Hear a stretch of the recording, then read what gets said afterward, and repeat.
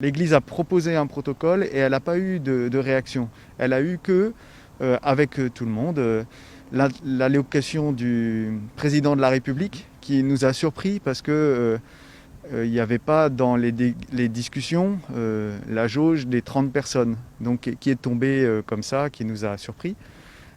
Beaucoup ont réagi avec le bon sens en disant mais 30 personnes dans une petite chapelle ou dans une cathédrale, c'est pas du tout la même chose. Dans d'autres lieux où il y a des rassemblements, on a mis plutôt des pourcentages en fonction de la taille de l'édifice. Pourquoi on ne fait pas comme ça, etc. Et il y a eu une discussion, mais à notre grande déception, le Premier ministre et les ministres ont maintenu cette jauge de 30. Alors après, devant cette décision qui semblait pas cohérente, il y a eu deux mouvements. Il y a eu une réaction de prise de parole de beaucoup d'évêques qui ont dit, comme notre évêque Monseigneur Delmas à Angers, cette jauge elle est inapplicable. Nous les prêtres, on n'est pas là pour assurer un comptage de nos fidèles. On ne peut pas entrer là-dedans. On veut être loyal, mais ne nous demandez pas quelque chose d'impossible.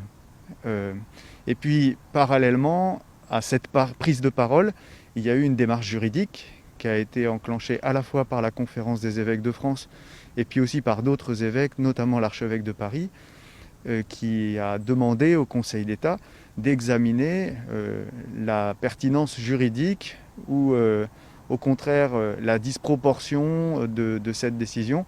Et le Conseil d'État, dimanche matin, a dit que cette décision de maintenir une jauge de 30 personnes n'était pas conforme au droit et que l'État français avait 3 jours pour changer cette décision.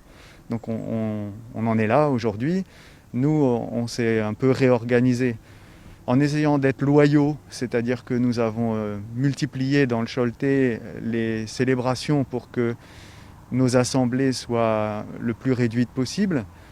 Et puis, d'un autre côté, on a pris cette liberté de ne pas compter, de ne pas entrer dans le jeu de cette jauge qui nous semblait complètement irréaliste. On entend certaines voix qui disent pourquoi pas s'orienter vers un 8 mètres carrés, un peu comme dans les commerces finalement. Alors même si 8 mètres carrés par croyant ou par personne qui viendrait faire ses courses, c'est assez compliqué à mettre en œuvre. Est-ce que c'est une solution parmi les solutions?